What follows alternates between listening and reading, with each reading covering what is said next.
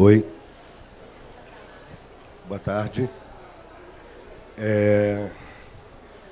Primeiro dizer que é uma alegria ter vocês aqui agora para nos ouvir artistas falar sobre o ofício, falar sobre o fazer com as mãos, que eu acho... eu também sou artista e eu não consigo entender o meu trabalho sem a minha mão, sem a participação do meu corpo, sem o gesto. E, embora a poesia, o conceito, essas coisas que se dão no campo abstrato da arte sejam fundamentais, sejam estruturadores, eu creio que também essa devoção do artista, essa paixão do artista por fazer com suas próprias mãos, às vezes pelas mãos dos outros, mas expressar o seu pensamento por meio da manualidade, é uma forma de estar no mundo, intervindo no mundo, mudando a realidade do mundo, transformando a materialidade do mundo.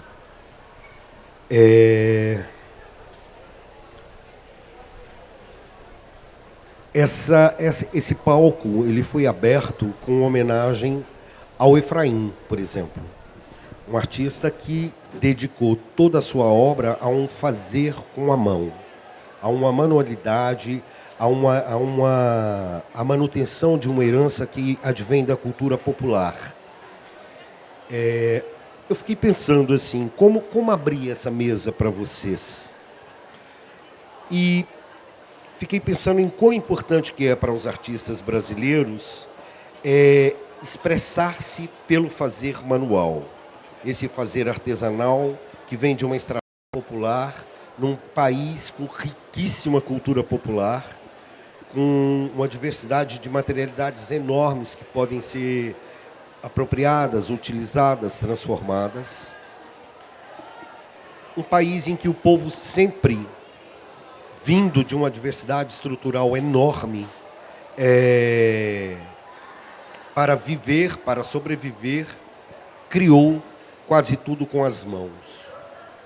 Um país em que, mesmo que o processo de modernização, de industrialização, tenha chegado no século passado de uma forma avassaladora, não conseguiu sufocar a expressão manual do povo. Daí, do ponto de vista da teoria da arte, eu me lembrei de uma exposição, de duas exposições. A exposição no MAN de São Paulo, em 1988, A Mão Afro-Brasileira, curada pelo Emanuel Araújo. Depois, me lembrei de uma outra exposição que se chamava, curada pelo Tadeu Chiarelli, também no MAN, em 1996. Chamava-se Colocando Dobradiças na Arte Contemporânea Brasileira. E nesse texto do Tadeu, Colocando Dobradiças, ele fala que a arte brasileira, a partir do trabalho de algumas gerações, teria a propriedade de pegar as grandes questões da arte internacional, questões centrais, advindas desde a pop até as questões dos anos 80, e dobrá-las. Virá-las ora para a direita, ora para a esquerda, ora abrir, ora fechar. Criar articulações, intersecções, possibilidades de construção e de leitura que são outras, diferentes da arte internacional, exatamente porque essa dobradiça vem de uma herança popular, manual, que é mantido com frequência e em diferentes níveis, com diferentes graus, pelos artistas brasileiros. E para ele, para Tadeu, aí consistiria exatamente a singularidade e a potência da arte brasileira quando se colocar ela em relação de diálogo com a arte internacional. Então, eu penso que, por exemplo, os três artistas aqui presentes são artistas que, de certa forma, eles estão em diálogo com essa mão brasileira, em diálogo com esse pensamento teórico de dobradiça, em diferentes graus e de diferentes maneiras. Zé Patrício É um artista que advém desde os anos 80, cujo trabalho neste momento estava voltado a uma pesquisa do papel artesanal, tudo aquilo feito com a mão, deslocando a pesquisa dessa materialidade para a criação de trabalhos de arte contemporânea. É curioso dizer até que o papel naquele momento era uma coisa muito valorada, né, Zé? Muitos artistas tinham um investimento muito grande de pesquisa nesse campo de matéria, hoje não tanto, mas que depois o trabalho do Zé se desloca para um objeto industrial pronto, feito, dedicado ao jogo, dedicado à experiência lúdica da vida humana, e que ele desloca para um campo, vamos dizer assim, minimalista, à medida em que ele repete um módulo industrial um após outro, mas não com aquela frieza minimalista. Se a gente for ali no estande da Amparo 60 e olhar o trabalho do Zé Patrício, feito, por exemplo, com botões, o que são botões? Objetos industriais produzidos em série. Você vai falar assim, tá, tudo igual. Não, não é. Existe uma diversidade enorme de botões e existe um processo de captura do olhar do espectador que o envolve naquele monte de objetos que você começa a perceber um processo de catalogação ali, onde matemática, ritmo, espaço são determinantes na composição e que puxa o seu olhar para dentro. A mesma coisa, por exemplo, acontece com o trabalho da Heloísa. São trabalhos, são difícil classificar aquilo, são trabalhos, na verdade, dos três, um tanto quanto desconfortáveis do ponto de vista de uma classificação ortodoxa, porque você não sabe se aquilo é pintura, se aquilo é objeto, como é que aquilo se comporta em termos dessas gavetas. Eu acho também que eles não desejam se comportar em nenhuma gaveta. No caso da Heloísa, é um trabalho que puxa fortemente para a ideia de pintura, mas o que ela faz, assim como o Zé, é a repetir, alternando posições, brincando com a luz, brincando com a cor, brincando com o modo em como aquelas superfícies são colocadas num plano pelas mãos e como é que as veias da madeira refletem a luz e recebem a cor, criando variações tonais. Enfim, a partir de uma coisa que é um objeto repetido, às vezes a exaustão, na grande pintura, isso cria um espaço próprio. E só é possível construir aquela poesia por meio do exercício da mão, né? Já o trabalho das Désiré é um trabalho que se devota àquilo que é extremamente feminino. Eu acho que tem uma relação direta com o corpo da mulher. É uma coisa que envolve as pequenas delicadezas, os bordados, os brinquedinhos, as bonequinhas, e que ela mistura com a narrativa construída com desenho e com bordado. E também no trabalho dela, assim como no trabalho da Heloísa, o olho vertiginosamente é puxado para o interior, para o pequeno detalhe, e nesse pequeno detalhe você vai descobrindo como é que ela vai criando narrativas a partir de sequências de figuras ou de elementos que advêm de linguagens diferentes, desde a apropriação até a criação de um desenho autoral. Enfim, eu fiz essa introdução porque eu acho que existe esse olhar miúdo que é feito com esse exercício da mão no trabalho de vocês três, mas vou passar a palavra a vocês. Quem quer falar primeiro?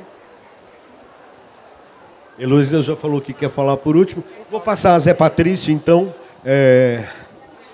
para ele dizer um pouco desse percurso criativo dele. Obrigado a vocês.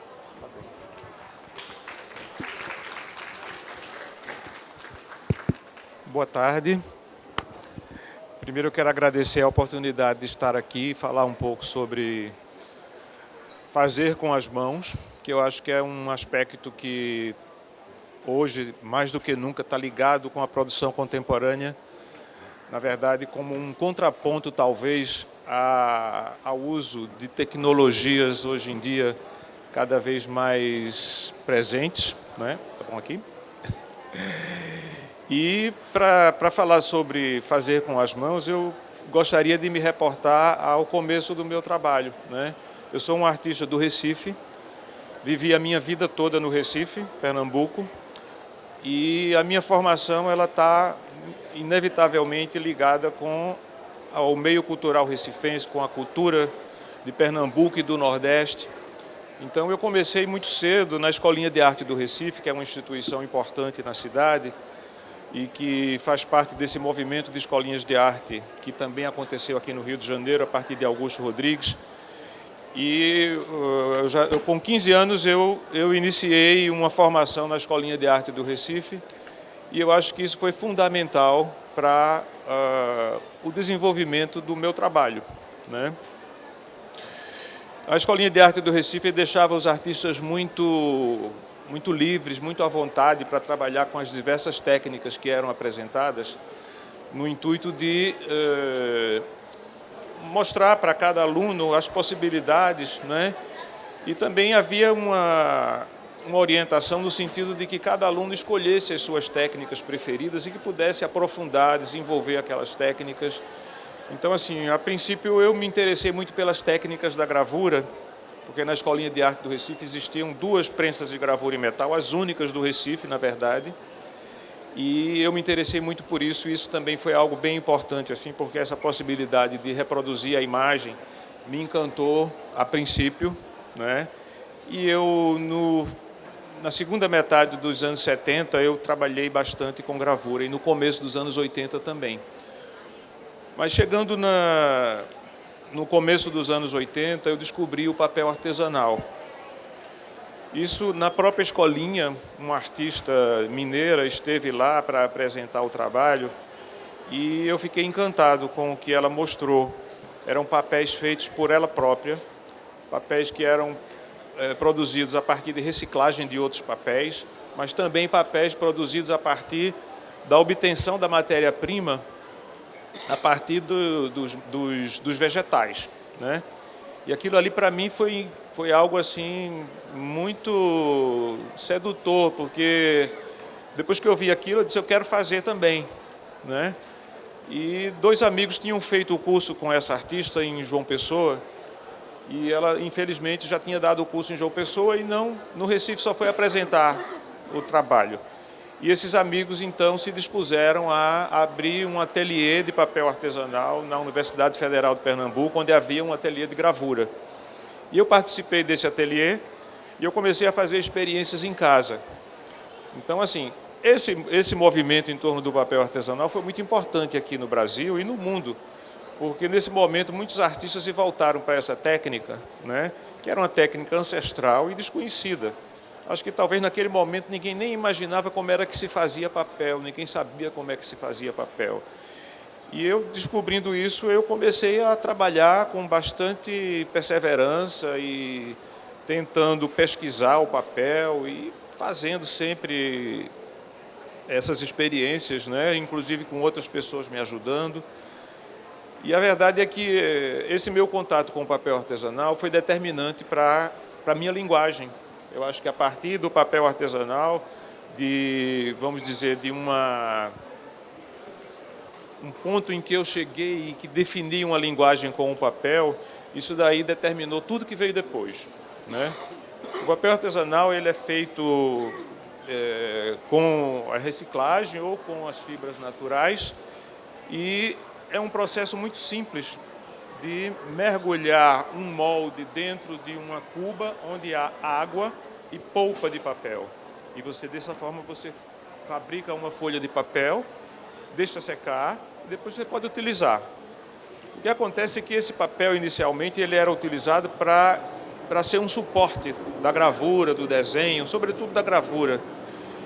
E nesse trabalho de pesquisa, eu descobri que o papel podia ser um significante em si mesmo, ele não precisaria ser um suporte para, de alguma forma, estar presente ali no trabalho de quem quer que seja. Então, a própria feitura do papel determinava uma linguagem que eu desenvolvi, que eu pesquisei e que fui trabalhando isso. Eu não vi aqui as imagens que estavam passando, mas já passou alguma coisa de papel artesanal aqui. Enfim, é muito rápido, mas isso vai mostrar um pouco para vocês o desenvolvimento do trabalho ao longo dos anos, né? Então, essa pesquisa com papel artesanal foi determinante para que eu desenvolvesse uma linguagem. E eu cheguei num ponto que realmente o papel, por si só, ele já, de alguma maneira, era expressivo. Não precisava de mais nada. E foi com o papel artesanal também que eu descobri o módulo, porque eu trabalhava com pequenos quadrados, os papéis eram feitos num molde muito pequeno, num quadrado, e esses moldes, onde eu fazia o papel, né, esses papéis, eles eram depois, faziam parte de uma composição. Então, eu trabalhava com esses moldes, fazendo uma mistura de duas cores de papel, para depois, então, fazer uma composição com esses papéis. E isso aí eu trabalhei durante bastante tempo, né, com o papel artesanal, e criei essas obras a partir dos moldes que eram usados para fazer essas composições, que é o título de uma série de obras que eu fiz, né? Então, assim, essa questão do fazer com as mãos era muito presente. Eu fazia o papel, eu cozinhava fibras de bananeira, de bambu, para poder obter a fibra, e fazia esse papel num processo inteiramente artesanal, né? Então,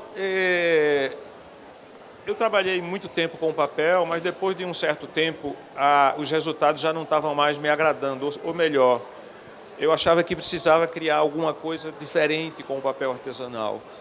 E eu continuei uma pesquisa e encontrei muitas possibilidades de usar o papel, mas, na verdade, essas possibilidades que eu encontrei, elas não me satisfizeram, né?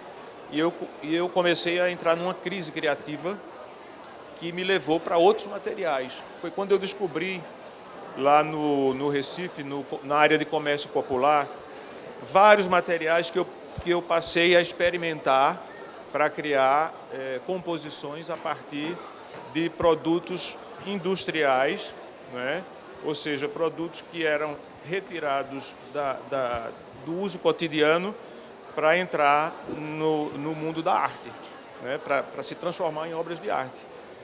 E, inicialmente, eu trabalhei com pequenos bonecos de plástico que eu agrupava, fazia uma mistura e pintava tudo de preto. Trabalhei ainda com o próprio papel artesanal, eu fazia uns pequenos módulos que depois eram agrupados também, enfim. E nessa pesquisa que eu desenvolvi lá no Recife, no comércio popular, eu descobri o dominó. E esse dominó que eu descobri era um dominó chinês, de madeira, e que tinha um dragão impresso no verso do dominó.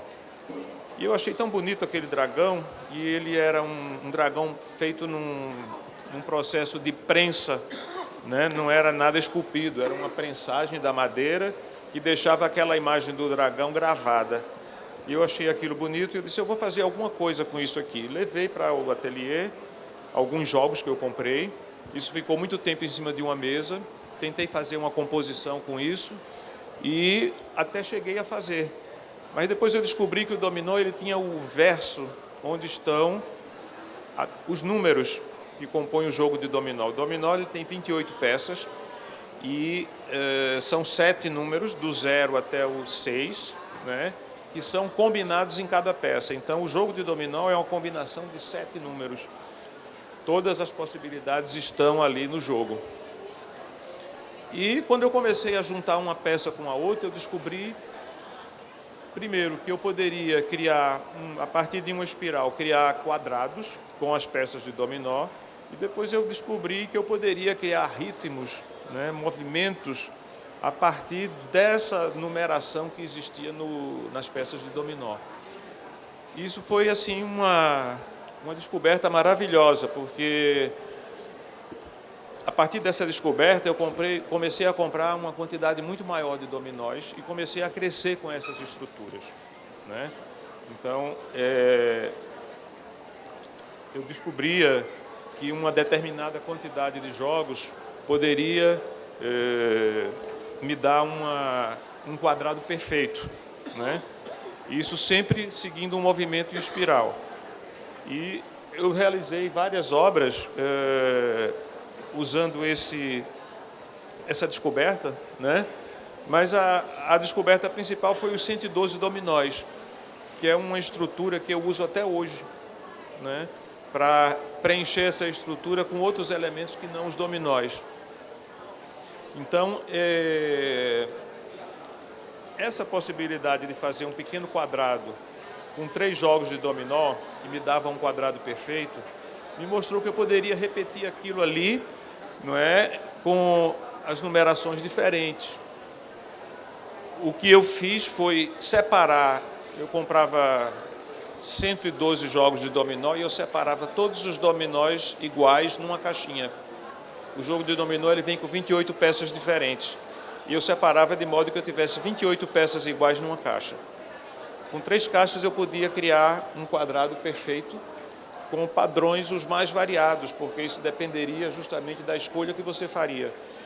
E eu então realizei uma obra que foi uma obra montada no convento de Santo Antônio, na Paraíba, onde essas estruturas, que eram cada quadrado construído com 3 jogos, elas foram sendo montadas umas ao lado das outras. E isso foi ocupando os espaços, né? Então, o meu trabalho ele é um trabalho de ocupação de espaços até hoje. E aí era um trabalho de ocupação do espaço arquitetônico e de diálogo com o espaço arquitetônico. Aqui deve ter passado uma imagem, vai passar daqui a pouco, no convento de São Francisco, onde tem um arco, e nesse nicho eu montei esses dominóis. No piso, isso. E eles eram todos soltos, montados, ficavam ali. E depois eu descobri ainda outros dominóis coloridos que davam ainda uma possibilidade de combinação muito maior do que os preto e branco. E isso eu montei no Mamã, uma grande exposição que eu fiz, uma grande área que foi ocupada por esses dominós coloridos, com essa variação de cor que dava uma riqueza muito maior às combinações que a gente poderia fazer, né? Esse é um trabalho que é compartilhado com a equipe que monta. Eu não monto isso sozinho, naturalmente, porque são muitas peças. E é um trabalho que prescinde da minha escolha, muitas vezes. Então, as pessoas que estão montando, elas escolhem o conjunto de peças que vai ser montado, né? Então, esse foi um trabalho que saiu do piso para a parede em alguns momentos, porque tudo era montado no chão, tudo era muito frágil, muito efêmero também. E eu comecei a montar esses dominóis num suporte de madeira, de forma que essas estruturas podiam ir para a parede. E eu continuei trabalhando com isso, tirando partido das diferenças entre os dominóis, por exemplo, diferenças de tamanho, de cor, de materiais. E essa diferença me dava uma obra diferente a cada vez que eu montava essa mesma estrutura. Então, meu trabalho também se alimenta muito da repetição de uma estrutura que é sempre diferente, em função dos materiais que eu uso, das cores, dos elementos, enfim. Zé, a gente começou um pouquinho tarde. Sim. Queria te pedir licença para passar para a próxima colega. Já vai passar, né? Sim, pode ser? Tá. Bom, eu só para lembrar, aqui passou muita coisa que vocês viram, né? Os botões também exigem uma manualidade muito grande, porque tem um trabalho todo de costurar o botão numa tela, enfim, é por aí. Eu acho que eu não fui muito sintético. Não, você fez um excelente percurso sobre seu trabalho, desde a gravura até chegar aos trabalhos mais complexos de dominós e tal. Eu acho que é suficiente para as pessoas entenderem o tanto que a mão foi importante em toda a sua trajetória, né? E as imagens falam também, né? Eu acho que elas mostram um pouco como é que o trabalho se desenvolveu e até que ponto a gente chegou. Beleza, obrigado. Obrigado.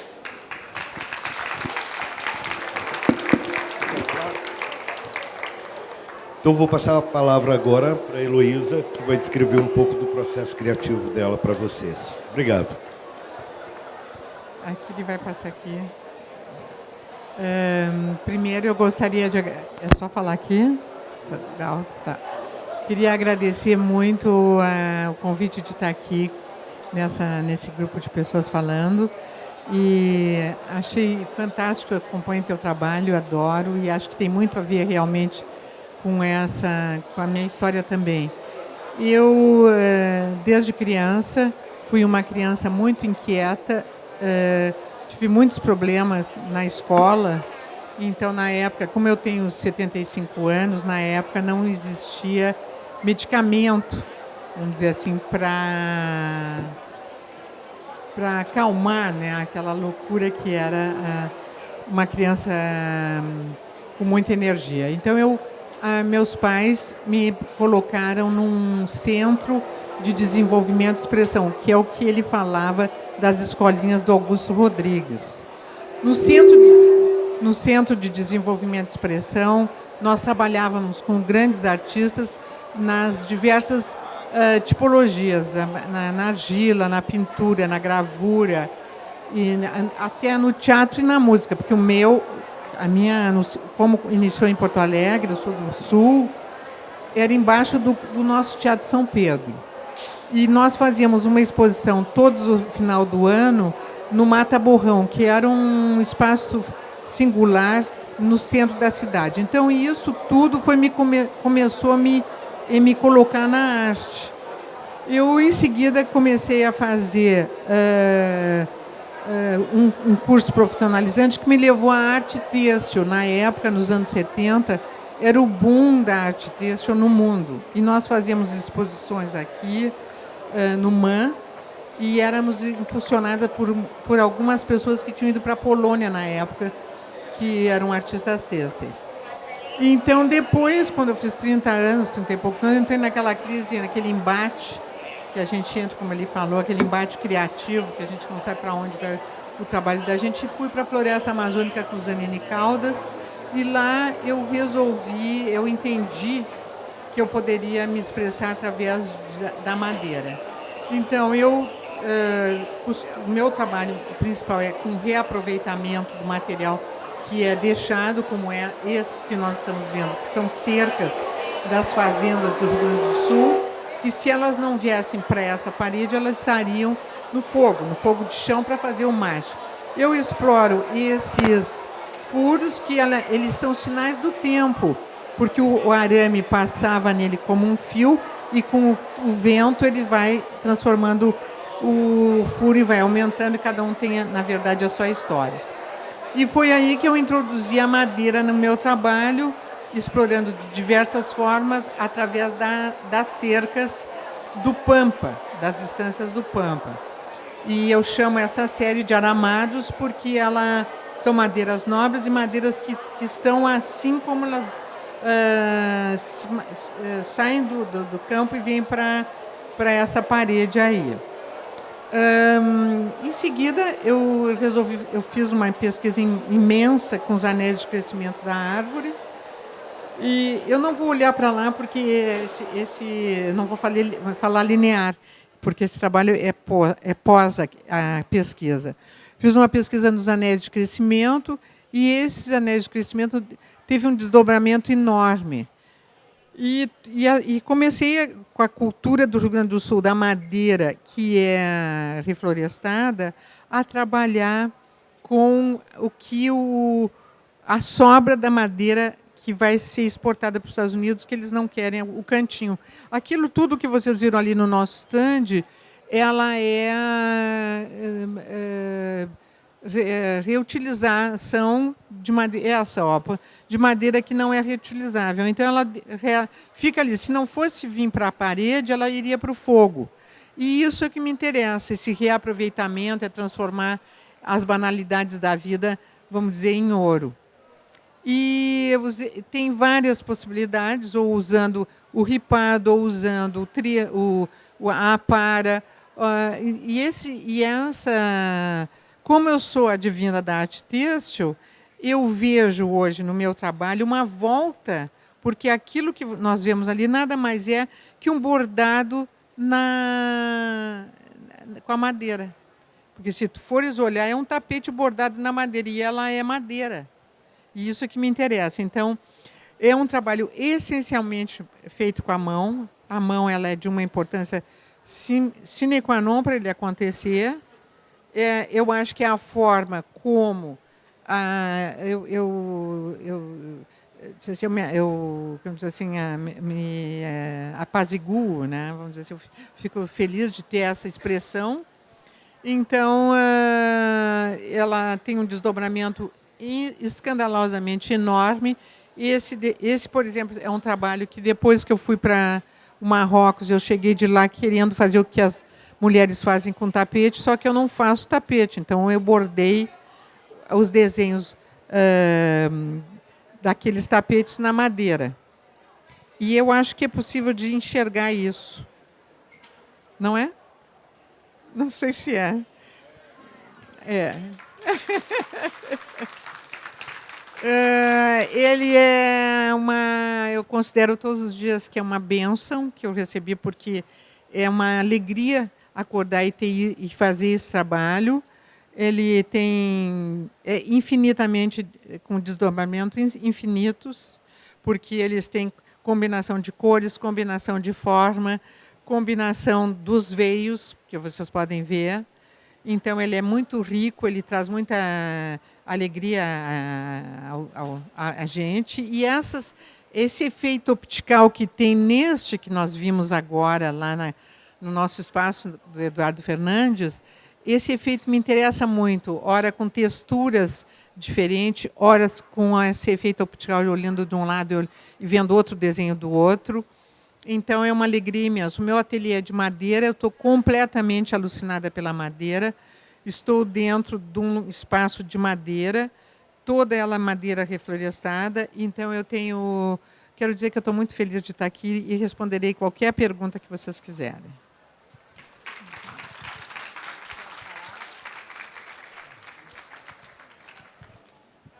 Obrigado, Heloísa. Bonito você falar que tem 75 anos de idade e recuperar essa história desde a infância. Porque realmente a mente do artista é uma mente que trabalha desde cedo, desde sempre. Não é, na minha visão, não é uma escolha que a gente tem. É um único caminho que a intuição te leva a perceber e que eu acho que a vida não nos dá escolha, sabe? Você tem aquilo e é esse caminho a fazer, né?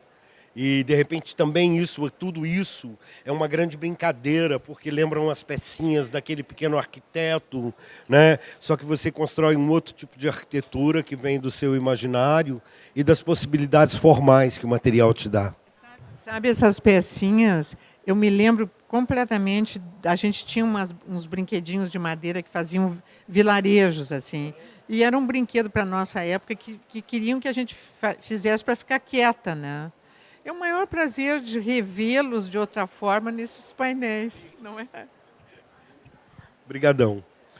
Então, agora a Desirê vai falar um pouquinho para nós sobre o universo delicado, feminino, os bordados, as escrituras, o desenho, a apropriação de objetos, a criação de corpos femininos. Obrigadão. Olá, pessoal. Boa noite a todos. Obrigada pelo convite. Também eu me sinto muito honrada e agradeço a presença de todos também. Eu, como a Heloísa, sou gaúcha, mas sou do interior do Rio Grande do Sul e nasci numa cidade que chama Estrela, moro atualmente na cidade vizinha que se chama Lajeado.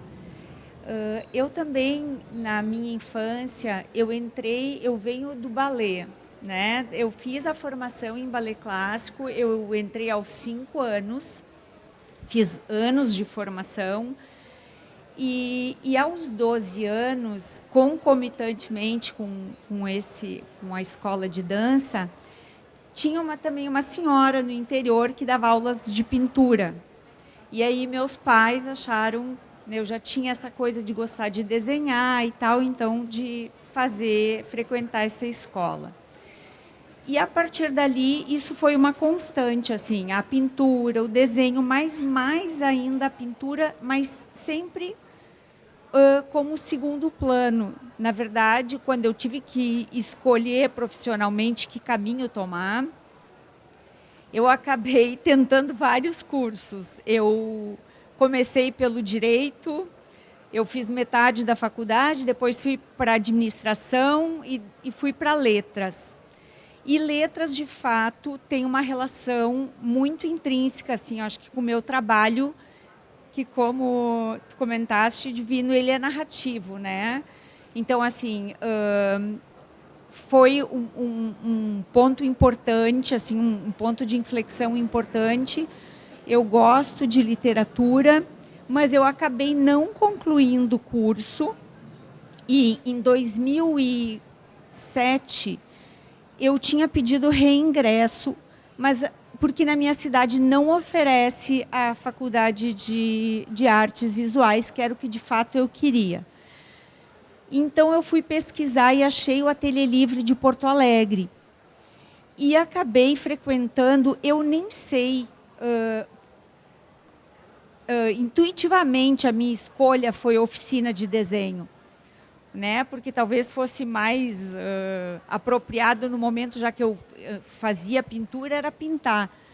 Mas eu acabei entrando na oficina e foi uma paixão pelo desenho, pelo papel, que eu comecei a usar com a caneta nanquim. E eu falo que a linha, à época ainda não a costura, ela me ajudava, eu tinha a impressão de que me ajudava a colocar uma lupa sobre o cotidiano, sobre essas narrativas que eu estava tecendo e falando. Mas isso foi expandindo. Do nanquim eu comecei a inserir as aguadas, das aguadas eu comecei a inserir as colagens, e quando eu vi, eu já estava costurando sobre o papel. É um trabalho delicado, né? Que exige uma, assim, todo o meu trabalho tem essa questão de uma mão controlada, de uma mão precisa. Então, não é um grande gesto, né? São tudo nos pequenos formatos, assim. E eu acho que o trabalho é constituído dessas pequenas histórias. A partir daí, eu senti necessidade, além desses elementos, de começar a introduzir pequenos objetos. E aí eu comecei a introduzir pequenos objetos plásticos. Objetos que são usados, às vezes, em balões de festas infantis, pequenos cavalinhos, pequenos bonequinhos plásticos. Também muitos itens que eu reaproveitava, como recorte de embalagem de presente, etiquetas de roupas, enfim, eu pintava por cima. Tudo isso foi sendo reaproveitado e rearranjado no espaço. Até que eu olhava para aqueles personagenzinhos pequenos e pensava assim: eu quero que vocês saiam daí, eu quero que vocês dancem, eu quero que vocês vivam, sei lá, uma conversa meio maluca, assim. E acabei pensando que, de fato, eu queria talvez migrar para o escultórico, mas como fazer isso, né? Assim, não é, eu estava muito acomodada, eu dominava, de certa maneira, aquela linguagem que eu estava usando. Aí fui testando vários materiais, comprava objetos prontos, pendurava esses bonequinhos e fui fazendo testes, experiências, mas eu não estava muito contente com isso. Durou mais ou menos 2 anos e meio para que eu chegasse, de fato, ao que eu estou fazendo hoje, concomitantemente com o papel, porque eu não abandonei o papel, que são os trabalhos têxteis. Nesses trabalhos, eu resgato histórias familiares, histórias culturais, eu acho que esses afetos femininos, né, de pequenas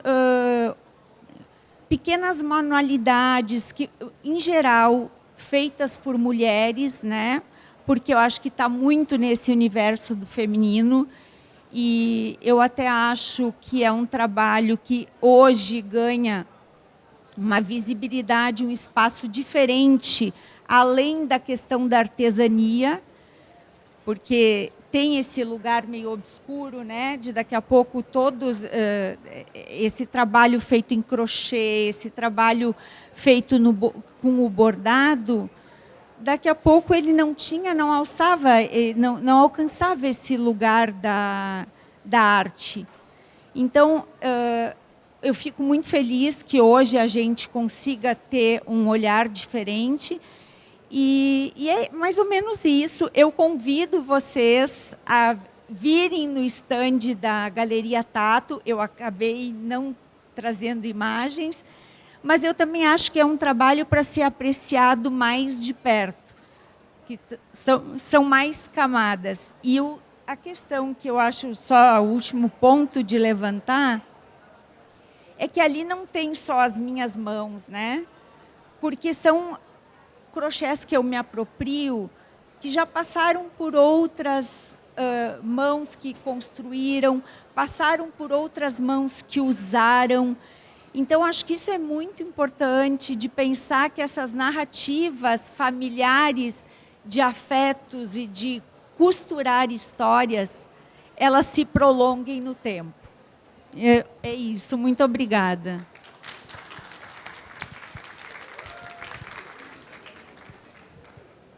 Gente, posso encerrar? Eu quero agradecer vocês. Infelizmente, a gente, como eu disse, começou um pouquinho tarde. Tem uma mesa agora na sequência.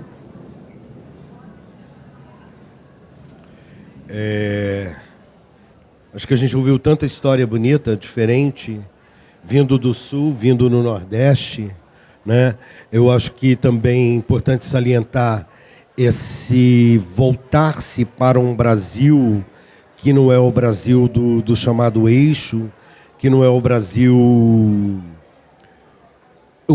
protagonista, mas é sempre aquele Brasil que se manteve à sombra, que se manteve recolhido, que se manteve, às vezes, até diminuído, porque, de certa forma, a gente herdou do nosso processo de colonização, que vai do litoral para o interior, caminhando ainda hoje, há muito nesse Brasil, que desejam devastar e ocupar e destruir em função de uma ideia de unidade nacional, de progresso, desenvolvimento, mas, de qualquer forma, nós que viemos dessas margens do Brasil,